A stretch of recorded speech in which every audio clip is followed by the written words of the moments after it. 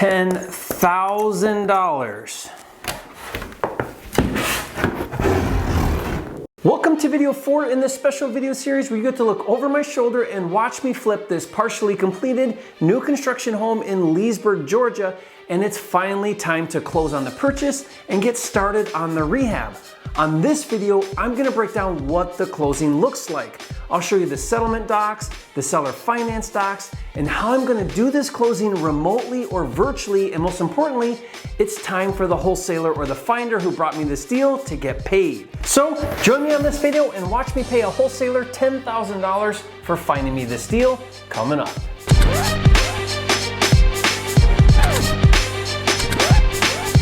For a limited time, you can get a free copy of Jerry Norton's Data Cruncher software, which finds cheap houses in your area. Get it now at mydatacruncher.com.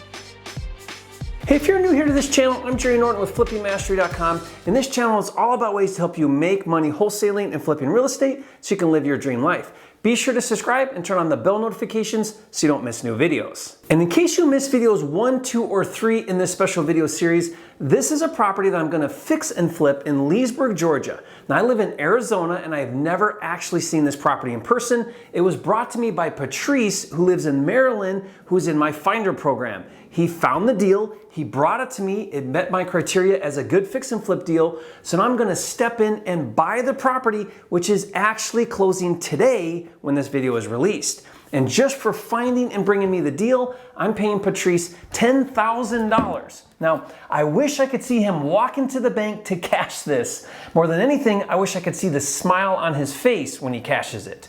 By the way, I have systems and capital in place to do fix and flip deals anywhere in the US, and I'm always looking for good deals. If you'd like to be a finder for me and get $10,000 for every deal you bring me that meets my criteria, I want to invite you to a free training to learn how. You do need to be in my finder program to present deals to me, so if you're interested, go to my10kcheck.com to learn more. Now, in the first 3 videos, I showed how I determined this was a good deal, how I found a market expert to determine the level of rehab, and even how I negotiated a seller finance deal with the owner. Now, my goal is to spend approximately $100,000 to finish building this home and then hopefully sell it for $325,000 to a retail buyer. Can I do it? I hope so. Time will tell. I'll continue to make videos about this deal so you can follow the progress and learn along the way.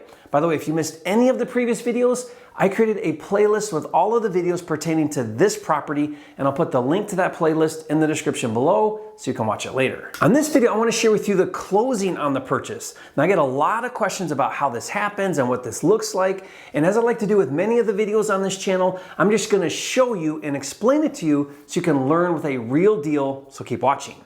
Once I renegotiated with the current owner to do a seller carry a few weeks ago, we needed to update our purchase and sale agreement and also create seller carry loan docs. Now, I covered this in video 3, and since in Georgia where this deal is, it is an attorney state, which means they don't use title or escrow companies to do real estate transactions, they use attorneys. So we went back to the attorney we were already planning on using to close the transaction and asked if he'd create a new purchase and sale agreement and also create the seller carry loan docs. What was great about this is neither me nor the seller had to worry about creating these new loan docs. The attorney did it, and he only charged me $650 to create a new purchase and sale agreement, seller carry loan docs, and facilitate the entire closing. That's actually a really good deal, and I feel good about everything being done correctly. Now let me take a minute and explain the wholesaler's role in all of this. Now normally as a wholesaler, you would control the entire process between negotiating and securing the contract with the seller. In this case, since this project is a huge rehab and I needed to do a lot of due diligence and discuss details with the seller, and only because I have a good relationship of trust with my wholesaler Patrice, we agreed that I would interact with the seller direct. Now, never let your cash buyer do that unless you have a strong relationship of trust, because he could try to cut you out of the deal. And because me and the seller worked out new terms with a seller carry, I decided to make the new purchase and sale contract in my name directly, just to make things easier and not have to do an assignment. That means I worked out a deal to pay my wholesaler Patrice the agreed upon $10,000 outside of closing.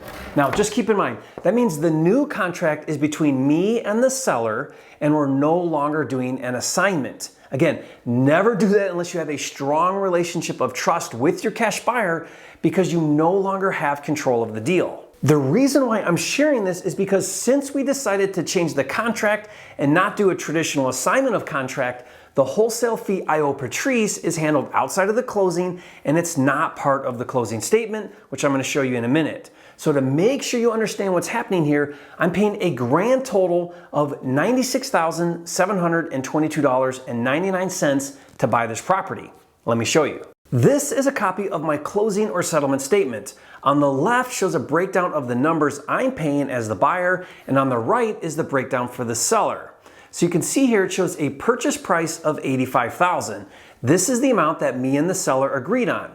Then it says my total settlement charges for buying this property are $1,623.50. Now to see this breakdown, let's look at page 2. It shows here I'm paying $650 as a settlement fee and $400 for the title search to the attorney. So basically $1,050 to handle creating a new purchase and sale agreement, the seller loan carry docs, title work, and handle the entire closing transaction. Now keep in mind, in some states and in some situations, these fees may be shared with the seller, but I agreed to pay them in this case. Next, there's a $25 overnight fee. Now let me talk about this. Since I live in Arizona and this deal is in Georgia and the closing attorney is also in Georgia, I'm doing a remote or virtual closing, so I'm not physically attending the closing. There are two ways to do a virtual closing. You can pay for a traveling notary to come with all of the docs, and you sign in front of them and they notarize the docs and they overnight them back to the closing attorney by the day of closing. The second way is for the closing attorney to email me all of the docs. I print them, I take them and sign them in front of a notary, and then I mail them back by the day of closing. For the funds owed, I would just wire them directly to the closing attorney. Now, I prefer to do method 1 with a traveling notary because it's a lot easier. So in this case, with this deal, we're doing method 2. So it's Tuesday today, I just received all of the docs. So later today after this video, I'm gonna go down to the UPS store, I'm gonna get everything printed, signed, and notarized and mailed back to arrive by Friday, which is the scheduled day of closing. So this $25 fee is because the attorney included a FedEx return mail slip. I hope that makes sense how to do a remote or virtual closing. If you're interested in learning more how to do deals remotely, I have an entire series where I break it down. I'll put a link to that playlist in the description below so you can watch it later. Okay, going back to our settlement statement, the next fee is for $433.50. This is for title insurance. This is to make sure that later, after I buy the property, I have insurance in the event someone comes forward and makes a claim on ownership of the property from prior to when I owned it, or someone who wasn't paid places a mechanic's lien on the property. This is very important to me since most of the deals I buy are in distressed situations. I mean, this property is partially built. I have no idea if there are contractors that weren't paid. If they placed a mechanic's lien on the property, now after I buy it, the insurance will pay the lien, not me. Now, in most states, this fee is paid by the seller or split between the buyer and the seller, but in this case, I'm paying it. Next, you can see there is a $30 fee and an $85 fee for recording the transfer of ownership. And when you total all of these fees up, it comes to $1,623.50 that you can see here on line 1400, which then going back to page 1 matches line 103. Now the next fee here is $99.49 for prorated taxes. This is just my portion owed until January 1. Now keep in mind, when I go to sell the property as the seller, I'll owe taxes from the time I own the property. So if you add up the purchase price of $85,000 and these additional closing fees, my total is $86,722.99. But don't forget, I also agreed to pay my finder, Patrice, $10,000, and normally that fee would be here on the closing statement, but again, on this deal, we agreed to handle that outside of closing, which is why I'm mailing Patrice this great big check for $10,000. Okay, going back to our closing statement, I already paid $1,500 in earnest money that the title company is holding, and since the seller agreed to seller finance $60,000 of the purchase, that means I only need to pay a total of $25,222.99, which I'll wire on Friday, the day of closing. Now, if I was using hard money to buy this property, you would see all kinds of additional fees on the closing statement, but that's not the case with this deal. Now, think about how cool this is for Patrice. He's getting $10,000 just for finding the deal. I'm paying to buy it, I'm paying to fix it up, I'm paying all of the closing fees, and I have all of the risk to successfully flip this property. Now, don't get me wrong, I'm hoping to make an $80,000 to $85,000 net profit flipping this house, but you can see how low risk and how amazing this is to be a wholesaler. Again, if you want to learn how to find and submit deals to me, just go to my10kcheck.com to learn more. Now, included in the docs that I need to sign and overnight back is the seller finance loan.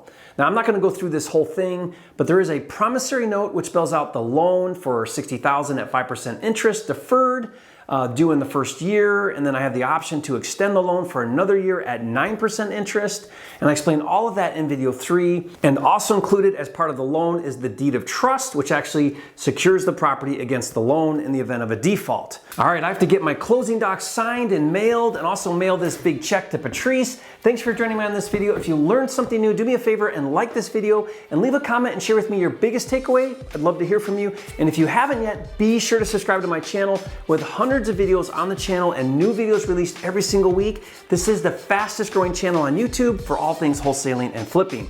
And don't forget, it's not about the money, it's about having the time and freedom to have, be, do, and give everything God has in store for you. That's really what it's all about, and I'll see you on the next video.